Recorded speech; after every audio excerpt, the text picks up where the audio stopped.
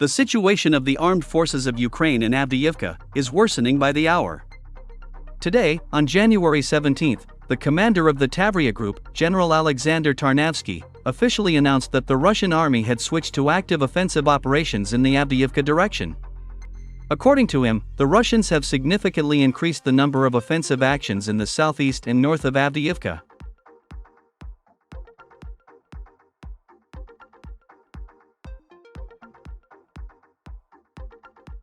Moreover, the active work of Russian combat aviation in this direction of the front has not stopped for the last 48 hours. According to General Tarnavsky, on January 17, more than 40 sorties of Russian combat aircraft and about 60 attempts of offensive actions by Russian tank units were recorded. By the way, this Ukrainian general has already been called the biggest loser of the current war, since he managed to fail all the tasks assigned to him on the Avdiivka and Zaporizhia directions of the front. This general is very lucky that he lives in the 21st century.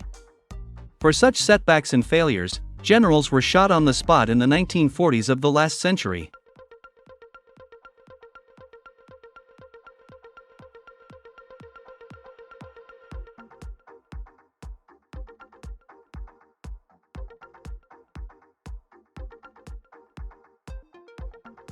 Meanwhile, commenting on the situation in the Avdiivka direction of the front, war correspondents noted the huge number of aerial bombs used by Russian combat aviation against the positions of the armed forces of Ukraine.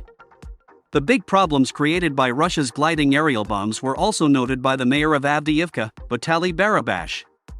According to him, over the past 2 weeks, Russia has used about 300 aerial bombs in the Avdiivka direction.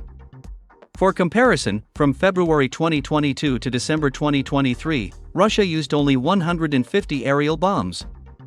Thus, based on these figures, it becomes clear that since the beginning of 2024, Russia has begun to use gliding aerial bombs in non-stop mode.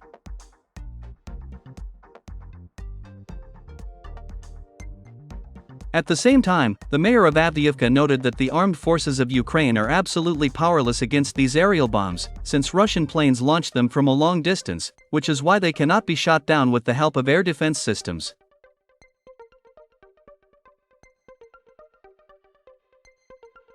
In addition, the rotation of Russian troops has also begun to be observed along the entire perimeter of the Avdiivka front. Moreover, Ukrainian military expert Konstantin Mashevets admitted that the Ukrainian armed forces most likely were forced to completely leave the village of Stepovoy, north of Avdiivka. According to him, Russian troops also managed to make significant progress in the area of the Avdiivka coke plant. In general, watching what is happening north of Avdiivka, it becomes clear that the Russians are preparing to completely destroy the Avdiivka coke plant, this powerful stronghold, which was created by the British military for 9 years.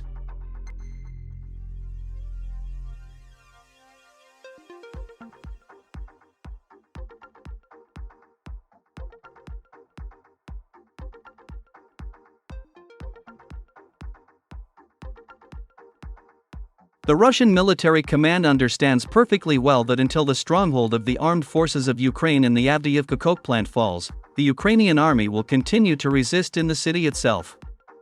And judging by the reports of the war correspondents, the Russians are indeed preparing to wipe out this coke plant from the face of the earth. According to them, the most powerful non-nuclear aerial bomb, ODAB 500P, capable of destroying even anti-nuclear bunkers, was spotted in the Avdiivka direction.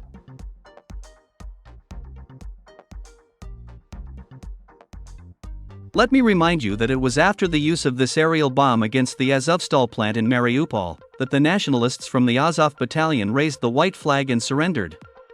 And apparently, the Avdiivka coke plant will very soon share the fate of Azovstal.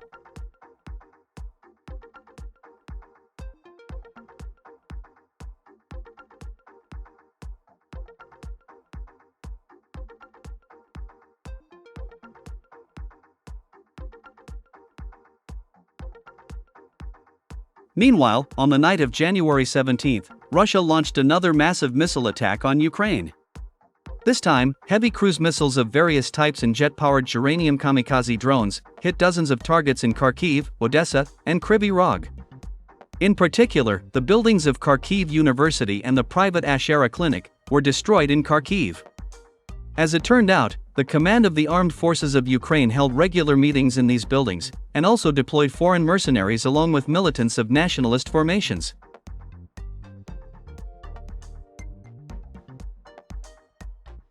According to sources in the Russian military department, 20 high-ranking officers of the armed forces of Ukraine, 200 foreign mercenaries, and 150 Ukrainian nationalists were killed during this missile attack.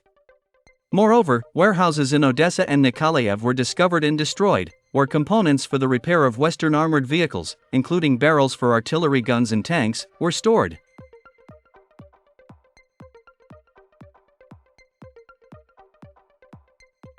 In addition, a radar station belonging to the air defense system NASAMS was also discovered and destroyed in the city of Kryvyi Rog, near the local airfield.